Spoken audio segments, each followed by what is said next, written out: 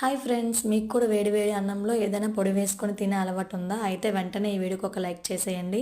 ఇది కరివేపాకు పొడి అన్నమాట. ఇలా పిల్లలకు కూడా పెట్టండి, చాలా మంచిది. ఇవి పొడి వల్ల హెల్త్ బెనిఫిట్స్ కూడా ఉన్నాయి. ఈ పొడి ఎలా చేసుకోవాలో నేను ఈ వీడియోలో చూపిస్తాను.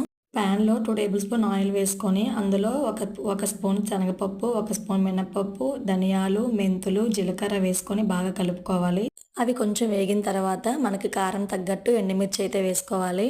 ఎండుమిర్చి బాగా స్మెల్ వచ్చే వరకు ఫ్రై చేసుకున్న తర్వాత అందులో కొంచెం పసుపు, ఇంగువ కూడా వేసుకోవాలి. ఇంగువ వేసుకోవడం వల్ల మనకి పొడైతే మంచి టేస్ట్ వస్తుంది. కరివేపాకుని బాగా కడిగి పెట్టుకొని అందులో అస్సలు తడి లేకుండా ఆరబెట్టుకోవాలి. అలా ఆరబెట్టుకున్న కరివేపాకుని 2 గుప్పులు తీసుకున్నాను. కరివేపాకుని కొంచెం ఫ్రై చేసుకోవాలి, అలాగని మరీ ఎక్కువగా ఫ్రై చేసేయకూడదు. ఇది చల్లారిన తర్వాత మిక్సీ జార్లో తీసుకొని కొంచెం చింతపండు, వెల్లుల్లి రెబ్బలు, సాల్ట్ కూడా వేసుకొని మిక్సీ పట్టుకోవాలి. అంతే, ఎంతో టేస్ట్ అయిన కరివేపాకు పొడి అయితే రెడీ అవుతుంది. ఇలా మనం పొడి తినడం వల్ల ఆరోగ్యానికి కూడా మంచిది. ఈ వీడియో నచ్చితే లైక్ చేసి సబ్స్క్రైబ్ చేసుకోండి.